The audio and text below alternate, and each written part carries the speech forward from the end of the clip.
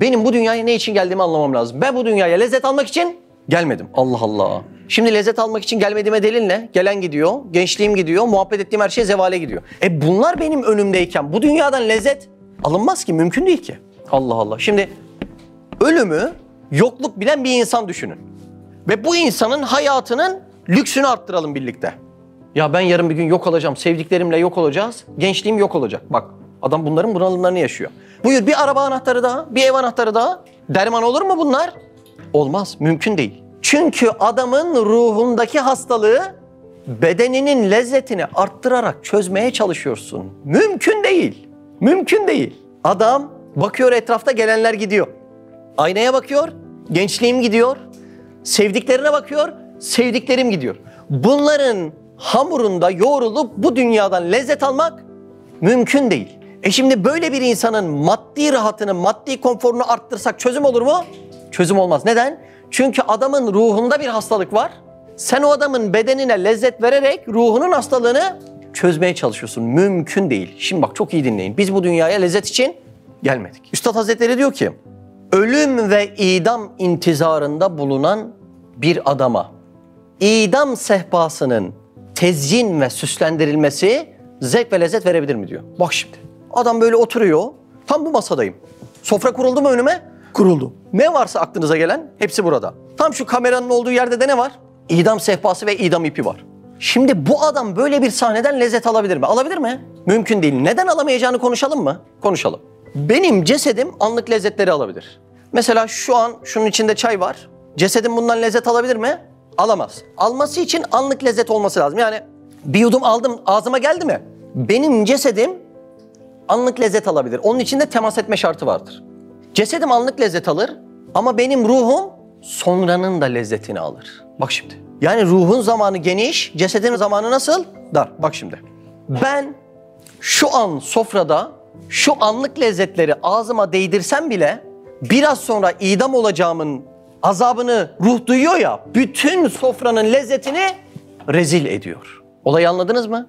Ceset bu dünyadan istediği anlık lezzetleri alsın. Ruh sonrasında o idam sehpasını gördüğü müddetçe sofradaki bütün çikolataları, bütün tantunileri, bütün künefeleri, bütün evleri, bütün arabaları, bütün yarın tekrar dünyaya gelecek çocuklarının lezzetini rezil ediyor. Allah Allah. Demek bizim lezzet almak için anı güzelleştirmemiz yeterli değil. Geçmişi ve geleceği yani ruhun içini güzelleştirmek zorundasın. Bak çok enteresan. Allah Allah. Şimdi mesela bazen siz de şahit oluyorsunuzdur. Akvaryumda bir balık. Akvaryuma koyuyorsun, böyle gidiyor, böyle gidiyor, böyle gidiyor. Buna anlık lezzet denir. Çünkü balık böyle giderken geldiğini unutuyor. Böyle döndüğünde de tekrar döndüğünü unutuyor. İşte anlık lezzet diye buna deniyor. Bir balık daracık akvaryumun içerisinde o anlık lezzetleri alabilirken senin gibi balıktan çok daha fazla sermaye, akıl, duygular, balıktan çok daha fazla cihazat verilmiş bir insan balık kadar lezzet alamıyor şu dünyadan. Bu neye delil? Balık küçücük akvaryumda isyan etmiyor. Canım sıkıldı, psikolojim bozuldu demiyor. Ben o balıktan çok daha kuvvetli sermayelere sahibim. Bir balık kadar, bir serçe kadar, bir tavşan, bir ceylan kadar lezzet alamıyorsam bu neye delildir?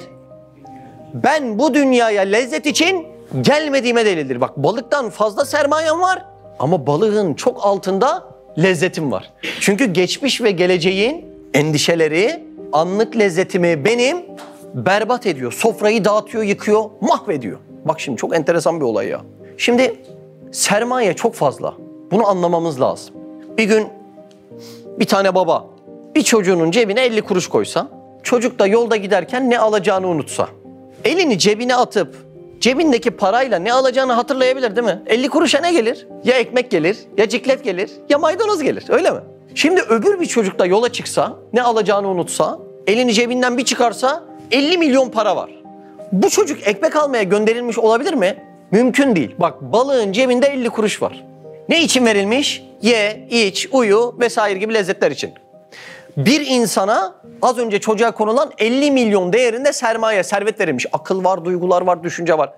Benim bu hayata gelişimin amacı sadece bir hayvan gibi lezzet almak, anlık lezzetleri almak olsaydı Allah'ın bu kadar masraf yapmasına gerek yoktu. Beni bir hayvan gibi yaratırdı, iş biterdi. Ama bana çok daha yüksek sermaye verilmiş ama bir hayvanın alabileceği lezzetin çok altında lezzet verilmiş. Demek ki ben bu dünyaya lezzet için gelmedim. Bak nasıl tahammül ettiriyor insana değil mi? Allah Allah. Şimdi askerde 2 kişi düşünün. Birisi er, öteki de yüzbaşı. İkisine de kömür attıralım mı? Depoya kömür atsın ikisi de, olur mu? Olmaz ya. Kömür atmak için yüzbaşı yapılır mı birisi? Yapılmaz değil mi? Ona yüzbaşı rütbesi konduysa demek ki başka bir vazifesi var. Tekrar hatırlatayım. Benim vazifem kömür atmak. Yani sadece bir hayvan gibi yedim, içtim, gezdim, eğlendim meselesi olsaydı bana bu insanlık rütbesini takmaya gerek yoktu. Ama hayvan olarak kalıp bana akıl, fikir, duygularla böyle ulvi bir rütbe takıldığına göre benim vazifem kömür atmak değil. Yani yedim, içtim, gezdim, dünyadan lezzet aldım vazifesi değil. Demek ki ben bu dünyaya lezzet almak için gelmedim. O eşantiyon. Ne kadar enteresan değil mi? Şimdi insanlar asıl hayatlarını eşantiyonun üstüne koyuyor. Halbuki sen Allah'ı tanıma yolculuğuna çıktığında dünyadaki lezzetleri Allah sana eşantiyon olarak zaten veriyor. Sen asıl sermayeyi çöpe attın, eşantiyonların peşinde koşmaya başladın. Ne kadar bahtsızlık olmaz mı bu ya? Benim asıl amacım bu dünyadan rahat ve huzur almak oluyor. Allah Allah, çok enteresan ya. Çok enteresan yani. O zaman tekrar anlamamız lazım. Biz bu dünyaya lezzet almak için gelmedik, biz bu dünyaya imtihana geldik. Şimdi bak, imtihanda lezzet alayım diye beklenilmez. Bir talebe 3 saatlik bir üniversite imtihanına girse, sonra da dese ki ya şu 3 saattir bir mangal yakıp şöyle neşemizi bulamadık dese, gülerler ona ya. Arkadaş, imtihan nefes alma yeri değildir. İmtihandan sonra rahat edebilmek için imtihanda rahat feda edilir. Bak böyle der değil mi? İmtihandan sonra lezzet almak için imtihanda rahat feda edilir. Bu dünya lezzet alma yeri değil. Allah Azze ve Celle'nin bize takdim ettiği lezzetler onu tanıyalım diye eşantiyon olarak verilmiştir. Allah Allah. Madem imtihan yeri, bu dünyada o rahatını feda etmeyenlerin rahatı ahirette ellerinden alınacak. Nereden biliyoruz? Bir kutsi hadisten biliyoruz. La ecme'u beyne emneyn ve la ecme'u beyne havfeyn. Ben 2 emniyeti ve 2 korkuyu aynı anda vermeyeceğim. Bu dünyada ahiretin imtihan telaşını taşımıyorsun. Dünyanın lezzeti peşindesin. Bu dünyada ahiret adına rahat olman, ahirette korkulacak bir şeyler seni bekliyor demek. Bu dünyada da hep ahiret için endişe etmen, ahirette emniyet içinde olacaksın demek biiznillah. Görüyor musunuz olayı? Allah Allah. Şimdi bu dünyanın rahatı ile ilgili bir tane formül verelim. Bu dünyaya zevk için gelmedik belli. Çocukluktan beri hiç öyle aşılanmıyor değil mi? Oğlum şöyle yap rahat edersin, böyle yap rahat edersin, böyle yap rahat edersin. Sonra bir de yalandan dilimizde ahirete inanıyormuş gibi bazı cümleler var. Sonra Allah Azze ve Celle ufacık bir rahatımızı elimizden çektiğimizde sabahlara kadar uykumuz kaçıyor. Niye? Sahte. Sahte yani. Bizim maalesef Allah'a inanma ve güvenme noktalarımız sahte yani. Teşhis illet noktasında bunları anlamamız lazım. Çok sahici gitmiyoruz yani.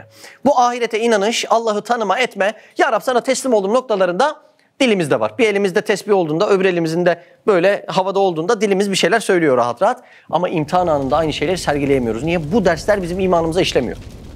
Biz bu dünyaya lezzet için gelmedik. Ne için geldik Mustafa? İmtihan için geldik. Bak şimdi.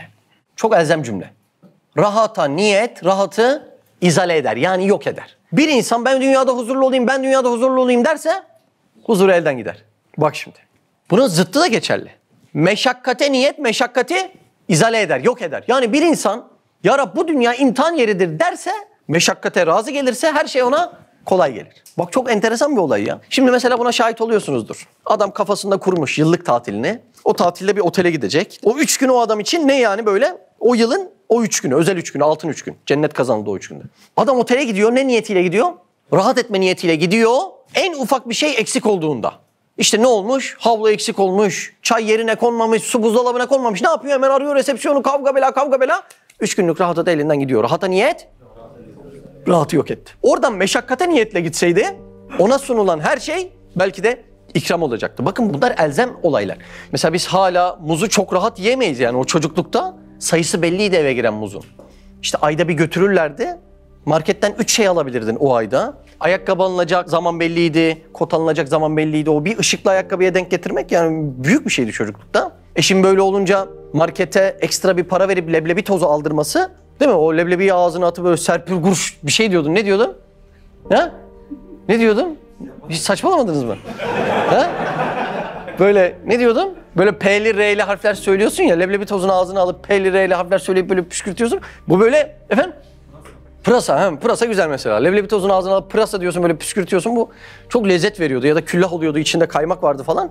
Şimdi mesela küçücük bir çocuğa tablet veriyorsun, vuruyor duvara, atıyor gidiyor yani. Hem bereket kalmamış hem de onları şımartmak bize iyi çocuk bakıyor muamelesi yaptırıyor yani. Bunlar berbat haller yani. Bunları alıştırdığımızda onlar rahata alışacak ve ileride hep rahatı istediklerinden rahatları yok olacak. Allah Allah. Hiç denk geliyor musunuz böyle ya? Mesela olmuş imtihan yani, Allah hepimize yardımcısı olsun. Evi varmış, satmış, kiraya çıkmış, bunalıma girmiş. Ya imanın gitmedi, ahireti kaybetmedin ya. Bir imtihandan geçiyorsun, Rabbim yardımcın olsun ama isyan edeceğin bir durum yok ortada ya. Öyle değil mi yani? Mesela bazen oluyor, buradan da böyle arkadaşlarımız bazen oluyor değil mi? Mesela maddi durum uygun olmuyor. Belki o an Allah bir aracı oluyor, müsaade etmiyor, dolmuşa gidiyor insan. Yıkılıyor, ben nasıl dolmuşa? Ya bu böyle büyük bir şey değil. Sana hep verdiği için bu nimetin şükürsüzlüğüne girmemek lazım yani. Şimdi sürekli rahata niyet ettiğimizden ne oluyor biliyor musun? Rahatımız yok oluyor. Halbuki bu dünya rahat etme yeri, la rahate fit dünya, değil mi? Dünyada rahatlık yoktur diyor. Allah Allah. Çok enteresan ya.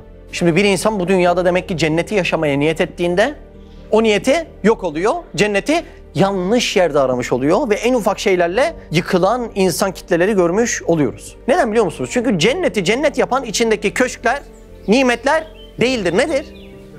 Sonsuzluğu, bir devamı olması. Cennetin sonsuz olması o nimetin zatından çok daha lezzetli bir hal. O zaman sen bu dünyada nimetleri istediğin kadar cennet standartına yaklaştır. Lüksünü arttır, adedini arttır, sayısını arttır. Sonsuzluk olmadığından, her gelen gittiğinden, gençliğin gittiğinden, sevdiklerin zevale, yani bu dünyadan yok olmaya gittiğinden ne oluyorsun? Bu dünyada o lezzeti hiçbir zaman alamıyorsun. Efsane bir kural yani. Efsane bir kural. Rahata niyet, rahatı yok ediyor. Meşakkate niyet, meşakkati yok ediyor. Allah Allah. Gezegenler bile bir aradayken, tek olduğunu düşünüyorsan koskoca evrende, bu kanal tam sana göre. Bu video YouTube kazanında kaybolmadan, senin gibi başkalarına da ulaşabilmesi için desteğe ihtiyacı var. Her abone, bir kırgın yüreğe daha ulaşmayı sağlayacak. Beğen, abone ol ve yorum yapmayı da unutma. Siz de Hayalhanem İstanbul ve diğer tüm projelerimize destek olmak için buradaki linke tıklayarak online bağışta bulunabilir veya aşağıdaki iletişim numaralarından bizlere ulaşabilirsiniz.